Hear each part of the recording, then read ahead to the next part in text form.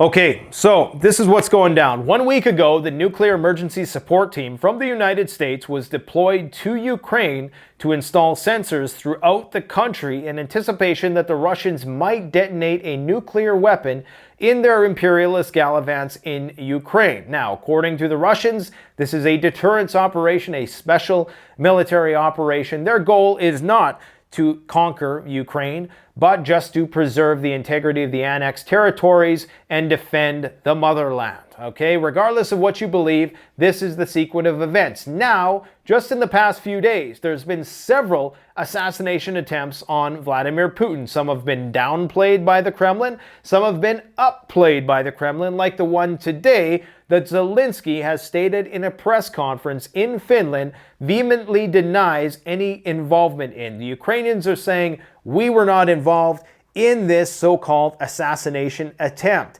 But here's why it doesn't matter. It appears as though, in the very least, somebody is trying to start some shit. Okay? Whether it's outside sources, whether it's partisans within Russia who are trying to instigate something. Maybe it was a false flag attack. It's funny how the Western media has no qualms with using the words false flag when it pertains to some other perpetrator. Not like 9/11 or something like that when it was, what was it, my hop, lie hop, let it happen on purpose, made it happen on purpose, back in the old tinfoil days. You know, when we say false flag, it's a conspiracy tinfoil hat nuttery. But of course, if you put that on Russia, China, sure, yeah, we can roll with that. We can roll a false flag. Anyways, it's suspicious, to say the least, that the Kremlin downplayed what appeared to me at the time to clearly be an assassination attempt. You have a drone sent from Ukraine.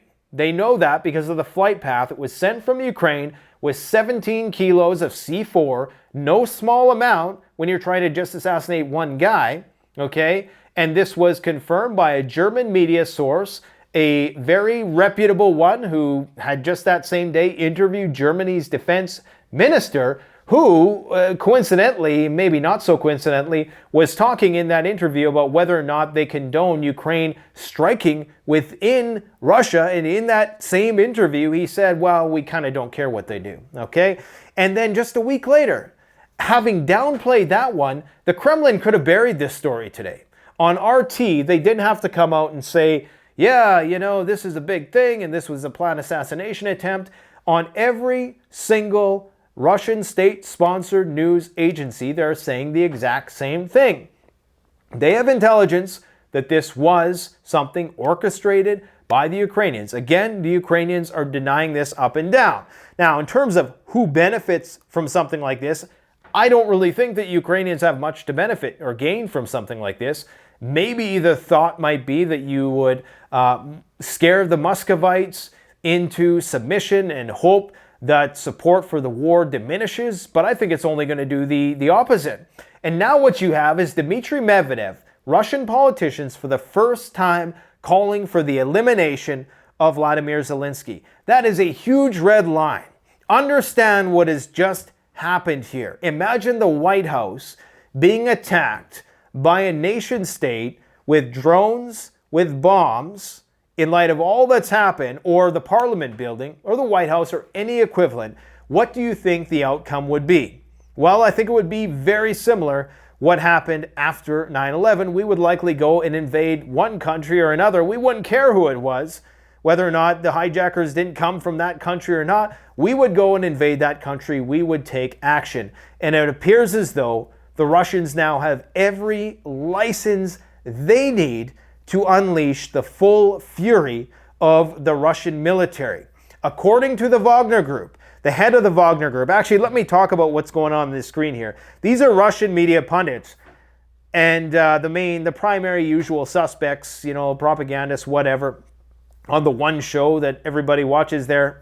That's not true. They watch a lot of different shows. Anyways, they're saying that not only should they take out Zelensky, but they should take him out in whatever country he's in. Right now he's in Finland. Apparently he's going to extend his stay there. I don't know if that's true, if that's just Twitter rumor. It may well be. I think he's going to Germany next. But they're saying they don't have to wait. And understand the language that Medvedev and these pundits are using. They're saying that they can take him out anytime they want. Medvedev said that we don't need Zelensky to sign a declaration of surrender anymore, that we will simply just take him out now, that it's not worth keeping him around, that the risk of him becoming a martyr is at this point potentially better than us just taking him out right now. So this is concerning because, for one, this signals that maybe the Russians have been playing possum. Just like Peter Price speculated in our interview last year, and I'm going to keep going back to that interview because it doesn't have enough views. Yeah, it has 350,000 views.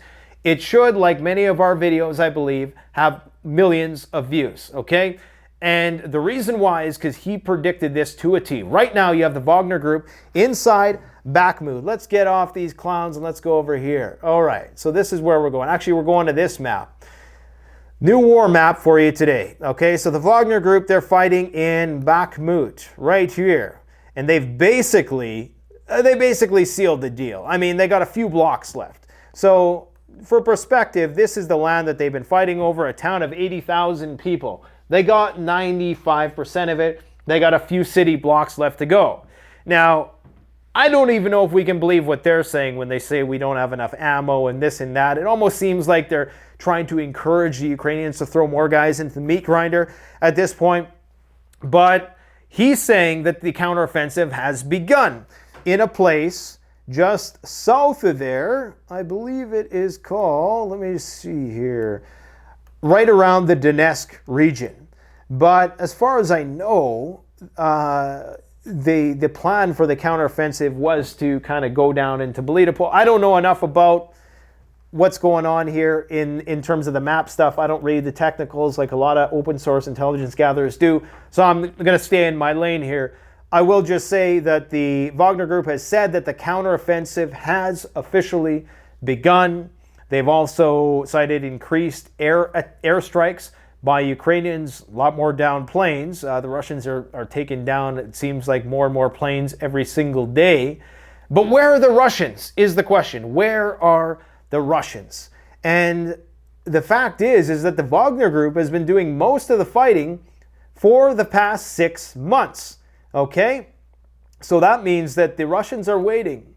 They are waiting because they know the big war is coming. Understand the timeline. If you haven't seen our nuclear timeline escalation 2023, that and Peter Vincent Pry are going to give you a very good condensed overview of exactly what is going on here. And 6 months ago, they installed all these missile and air defense in Moscow, knowing that this point would come. And that's the unnerving thing, is understanding that we think in days, weeks, maybe months on occasion. These guys think in years. They think biannually. They think 6 months from now what's going to happen. And like clockwork, you got assassination attempts now on Vladimir Putin as the so-called counteroffensive is closing in. Here's the laundry list of things we need to quickly go over today. So we got another Putin assassination attempt, already talked about that. Zelensky must be eliminated by the Kremlin, talked about that. Counteroffensive has begun.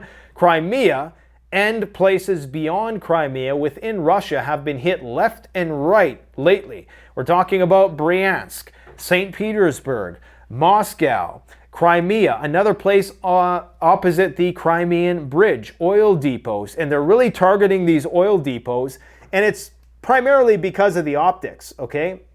I mean, it's a big eyesore. You can see it from dozens of miles away.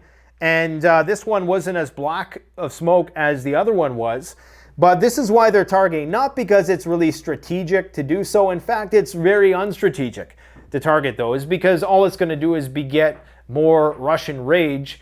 In the long run, it's not going to deplete their ability to mobilize their forces. The Russians are some of the biggest exporters of oil in the world. If there's one thing they're not going to run out of, it's oil. Now, if you could destroy a chip factory or something, sure.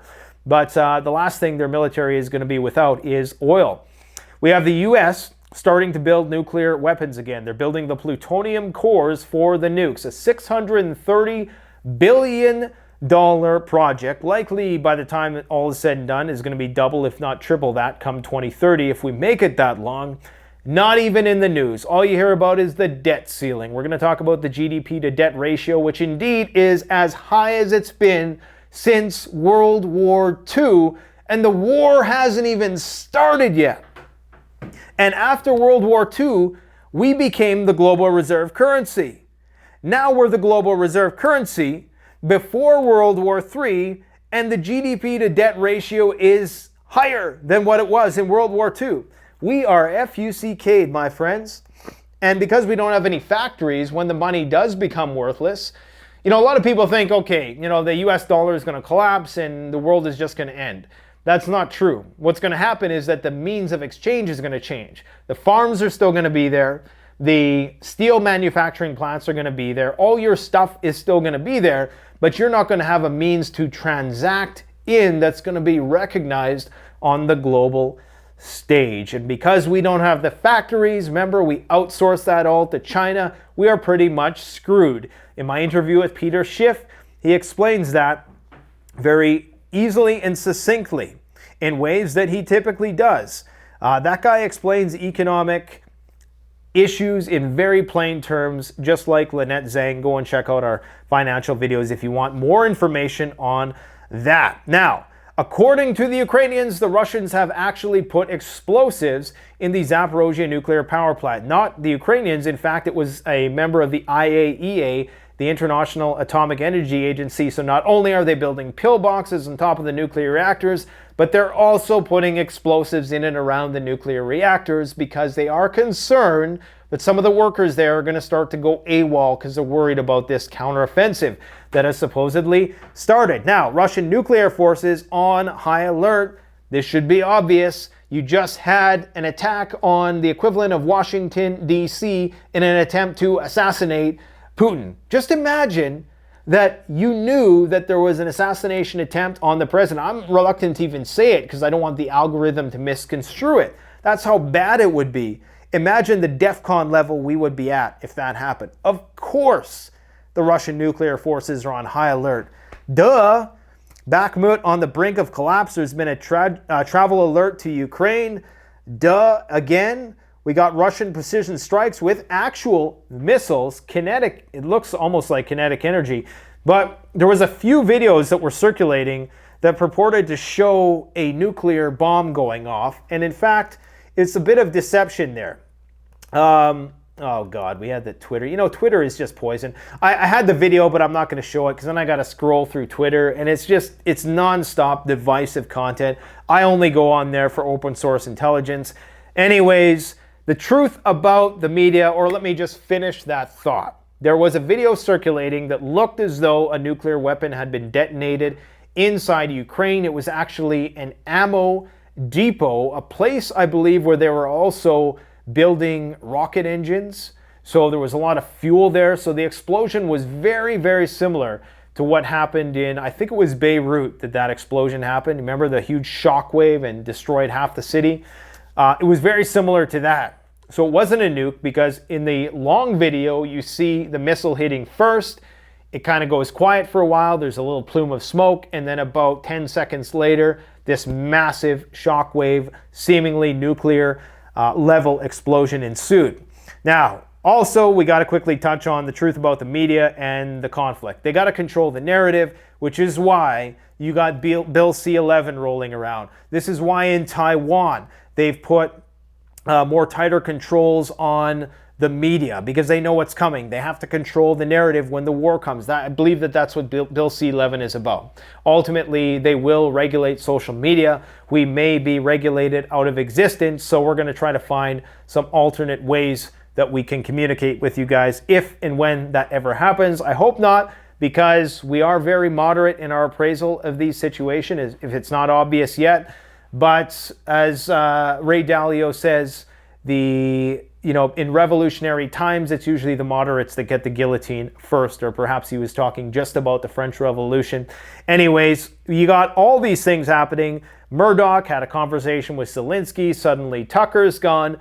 I'm not really a Tucker fan per se. I don't pedestalize or idolize any of these media pundits, and you should never pedestalize me. I don't even want to make shirts with my logo on it because I don't want you walking around with picture of my logo or me. I mean, you know, you should love yourself. It's about self-mastery. It's not about Canadian Prepper. If you want to support the channel, CanadianPreparedness.com, getting you the high quality gear that you're going to need to ride out SHTF. If and when it happens, we sift through all the bullshit so you don't have to. We're terrible at marketing, believe it or not, which is why all the bullshit companies tend to lap us in terms of sales and all these things, because they're far better at manipulating algorithms and things of that nature. We're solely reliant on my word-of-mouth presentation in these videos. So that's the best way to support the channel. But you got Megyn Kelly, you got Piers Morgan, Tucker Carlson, Glenn Beck.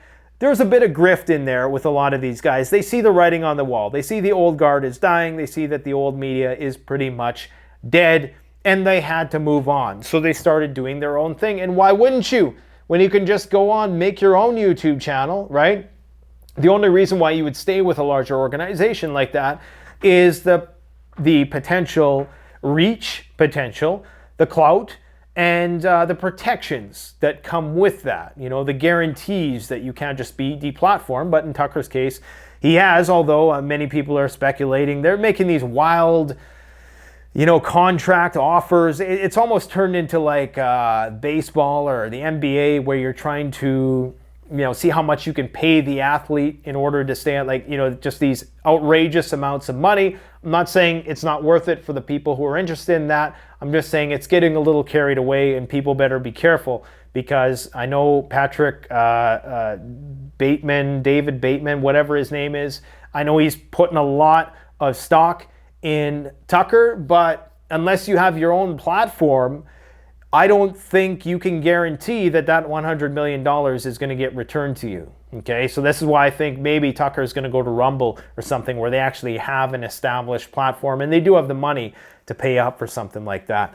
Now, debt to GDP ratio, already talked about that in Transnistria. I'll talk a little bit about what's going on there in just a minute. Russia may suspend diplomacy with Poland in response to the reappropriation of the embassy there, the embassy school. Gold still holding strong at the same price.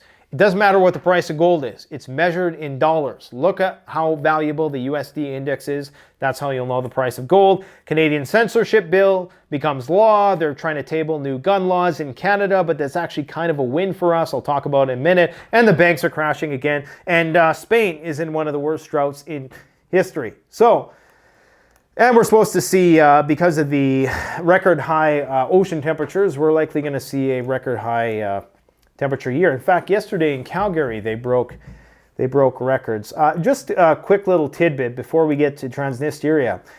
This is interesting. I never knew that they would have become the 33rd NATO member. Now look, I'm not a tinfoil guy.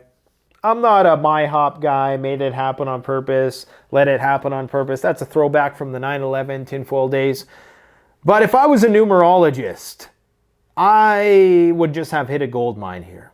Put it that way. The 33rd NATO member. I mean, it doesn't get more Freemasonic Illuminati than that, does it? I'm just going to leave it at that. I'm not saying it's anything. It's probably just a coinky dink. But who knows, man? I mean, we're living, this is clown world, right? So you just never know anymore.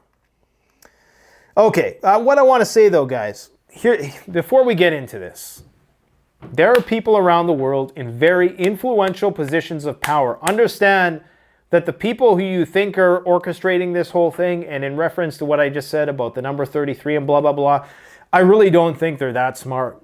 In fact, most of the celebrities, I don't even think if there was something going on, they're not even included. They don't get the memo. They don't have that high-level intelligence. Just like right now, how the Ukrainians don't even trust the Americans with the plan because of all the leaks and whatnot, and only a few guys know the counteroffensive plan. I'm quite certain that if there was a big grand agenda of some sort, that even these people who might be being used as useful idiots to propagate such an idea are not in the know. Okay, like Christina Aguilera, I just dated myself. Whoever it is, Taylor Swift, they're not in the know of what's going on. But I tell you what they are doing, they are preparing, okay? People with money are preparing for things to go sideways, and you should probably do the same. It's just like the stock market, and I've made this analogy before. They're not going to come on the news and tell you when the shit's going to hit the fan. Just like they're not going to come on the news and tell you, hey, this stock is going to 10x in a few years. You better, put it all on red. They're not going to say that. It takes an inquiring mind and a very, I don't want to say select group of people. It just takes a person who's inquisitive and relentless in their quest for information to come to those conclusions and to make those bets. And I can tell you right now that the people with money in the know are betting on shit hitting the fan, and you probably should too, in the sense that you're prepared for it. Now, here's what's going on in Transnistria. It's been a while since I've touched on this video, got a few new subs here and there. YouTube threw us a bone recently.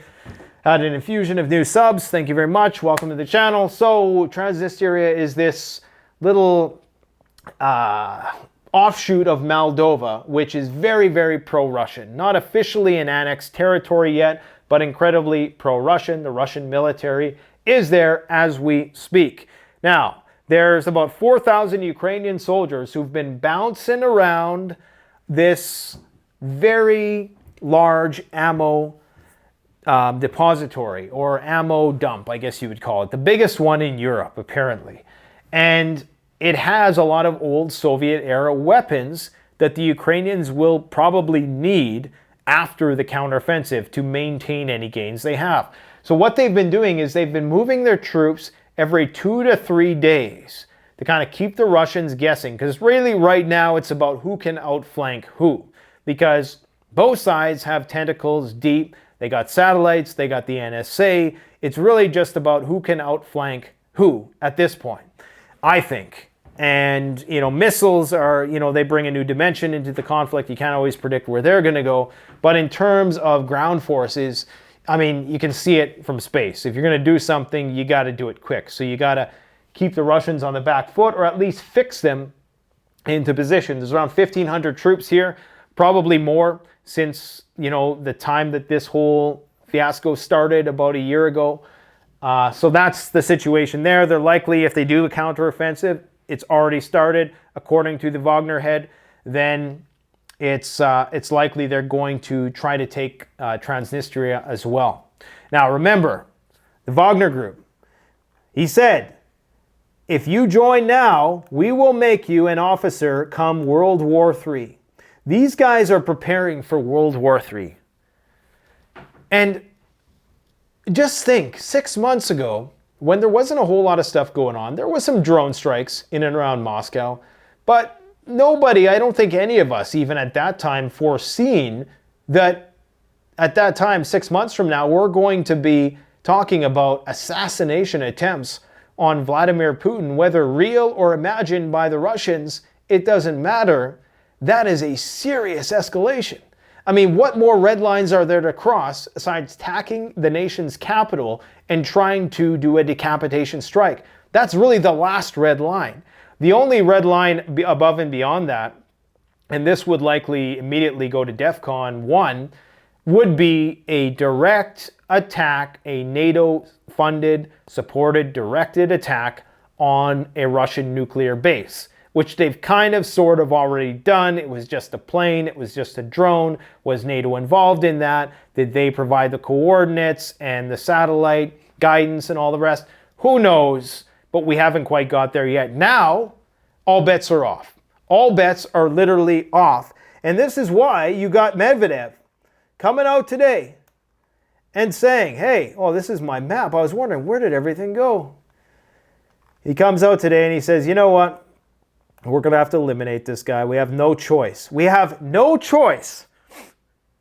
Understand the words. We have no choice but to eliminate Zelensky. He's absolutely definitive about this. According to Medvedev, is not even needed for signing an instrument of unconditional surrender, implying that the only reason why they haven't done so yet is because this was their strategy to get him to sign the unconditional surrender note. This is big, guys. This is very big, and the situation is going to get worse. Now, on the flip side, there's a former Russian lawmaker. You know, anytime they're talking about lawmakers, you're probably about to be spoons-fed some bullshit. This is from CNN, so, you know, claims, but we got to look at both sides. You really do have to look at both sides. You cannot just rely on one source or the other. I know there's many people on here who are fed up with the Western media, but that doesn't mean you give the Russia Today or TASS or RIA Novosti or Sputnik license to just say whatever they want and you just follow it like a lapdog. You can't do that. Anyways, they're claiming a partisan group, a bunch of Russian defectors who don't like the Kremlin are the ones causing this. I think that if you wanted to get this party started and you were a NATO country who maybe had some vested interest in keeping this conflict going, I'm not going to say who that might be, but Nord Stream just came to mind for some reason. Anyways, I'd be wanting to, you know, simulating these attacks, not simulating, conducting these attacks and making it appear as though it was the Ukrainians. I'm not saying that happened. I'm just speculating here. We can still speculate, right? Bill C-11, we still got a few days before that goes into practice. Okay, where should we go on the map next? Should we even bother with North Korea today? North Korea is sending hundreds of new workers to regions throughout Russia. If you didn't know, Vice did an expose on this a few years ago. There's many North Koreans who get work permits to work in Russia. Some sort of agreement with the North Korean government, and they have to stay in this far nether regions of Siberia and do logging or mining or whatever it is. I'm guessing that they're using North Korean labor to potentially work in some weapons manufacturing facilities, or maybe to get the raw resources, minerals, things that they need, the components that they need to build the weapons. I'm sure that this is a way that North Koreans can help in the war effort without directly helping, without drawing that sort of attention. The U.S. is carrying out rehearsal for the defense of Taiwan. What else do we got to talk about? There's a lot of things going on in the world.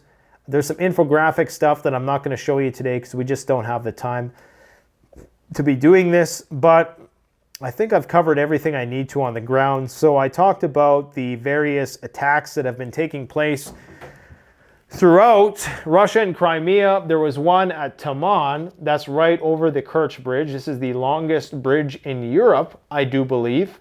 This was the bridge that was blown up last year. And remember, they said, this is a red line, don't blow up the bridge. If you do, we're going to nuke you. They blew up the bridge. They never nuked them. Now they're trying to take out the Russian capital and do a decapitation strike on Vladimir Putin. And still, no nukes yet. But you know that that train, I don't think it's going to be late forever. Eventually, it's got to roll around. I said that the Russian forces were planting explosives in the ZPP, according to the International Atomic Energy Agency, as reported by the Ukrainians. So take that one with a grain of salt. Ukrinform tends to embellish the deets just a bit, as does the Russian side as well. This is from Newsweek, who might as well just be Ukrinform because they just parrot whatever the Ukrainians say. Anyway, Zaporozhye nuclear plant bosses attempting to flee en masse, according to Kiev. Recall that they installed sandbag barriers, pillboxes on each one of the nuclear reactors, or on several of the nuclear reactors. Now we're told that they're putting bombs around these places, maybe as some sort of blackmail attempt or something like that. Who knows what the plan is with that? But now the people who work there are concerned because Kiev has stated that if we catch you working there, you're going to become a prisoner of war. There's not going to be the situation where we sympathize with the fact that maybe you had a gun held to your head and you had to go and push the buttons and keep this nuclear facility operational. We are going to either take you prisoner or worse. So they're trying to encourage people to bug out while they still can. The U.S. Embassy in Ukraine has sent out a warning that they're concerned that there's going to be a night of retaliation in Kiev. For all I know, while I'm shooting this video, it's already hitting the fan. Okay? And for all I know, maybe they're chasing Zelensky right now. The goon squad is out to get him. There's been several train attacks on various tracks and detonations, derailments throughout Moscow. Moscow is considering suspending diplomacy with Poland but they're going to continue to, but that most activities will be blocked. There's been plenty of activities like this throughout Europe. Just recently in Cyprus, I believe, there was a Russian museum that was firebombed, and now there's a noise bomb thrown at a Russian consulate in Finland. So you're going to see more of these things happen until all of the embassies are closed and there's no communication channels for diplomacy whatsoever. And that'll be the final straw when that eventually does happen. I briefly hinted that the U.S. is planning to resume the production of nuclear warheads 32 years later, after installing sensors in Kiev. This is a part of the Stockpile Stewardship and Management Plan for 2023 just proposed to Joe Biden. They're going to spend $630 billion to overhaul the nukes. Probably too little, too late. In Canada, emphasis on the duh part, Trudeau is preparing for a run on the banks. So, if you didn't know, Canadians here, we are insured to the tune of 100,000 Canadian. You guys in the States, your FDIC at least insures you for $250,000. Now, I know that they'd only have a certain amount that can only cover, 1% of the population. If the big bank run ever happened, they could only cover about 1% of the deposits or something crazy like that. But 250,000 American is around 360 Canadian in today's current exchange rate. Compare that to 100,000 Canadian. So as Canadians, we had 1/3 of the insurance that Americans did, and we have zero gold. At least the Americans claim, some people think Fort Knox is empty, let's not go there. Some people are saying that the Americans have, 9,000 tons or 8,000 tons of gold. In Canada, we have zilch, nada, nothing. Maybe a few tons in the Queen's basement or Trudeau's basement or something, but they don't let us keep the gold. I'll always say gold is a great safe haven. It's not something you buy to get rich. It's something you do to preserve value for when the dollar becomes worthless. There was a revived and revamped Liberal attempt to ban assault-style firearms that would only apply to future models. So in some cases, this is a win compared to the amendments they wanted to bring in earlier. We're going to bring in Rod Giltaca from the Canadian Coalition for Firearms Rights. Once again, I hope he'll join us to break down exactly what is new in these amendments. But we have nothing to fear on the World War III front, because I'm told the U.S. Navy is hiring active duty drag queen to be the face of the recruitment drive. Now, as far as I know, this worked out really well for Bud Light. Their sales went through the roof when they attempted this kind of stunt.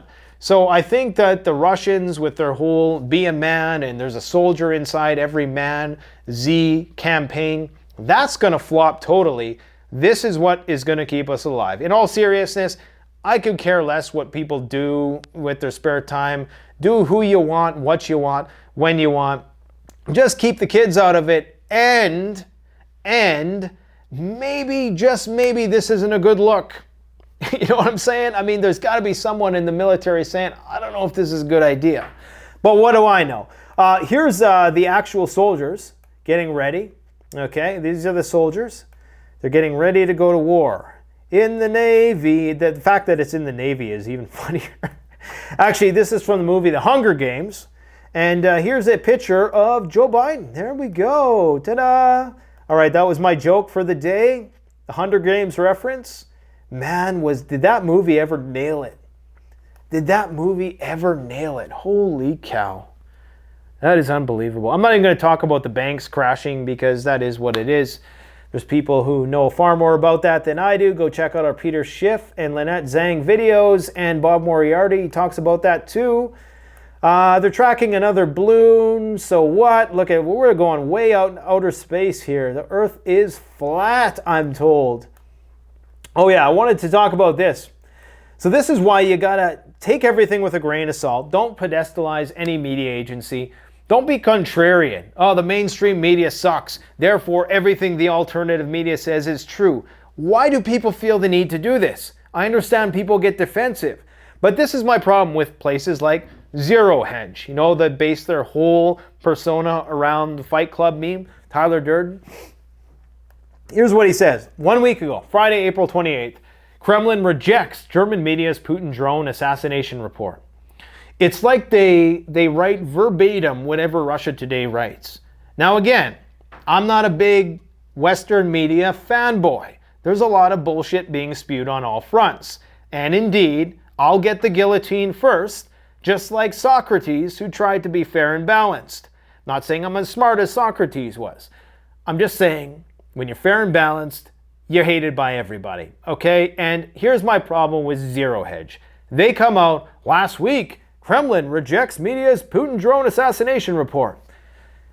This week, they say exactly what the Kremlin said. Russia's Medvedev calls for the elimination of Zelensky and his clique after drone attack.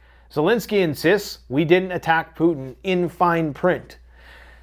They're obviously pushing the idea that this was in fact a Ukrainian assassination attempt. Otherwise, they would have flipped the script. Okay, it would have been this in bold letters. Instead, Zero Hedge is catering to an audience.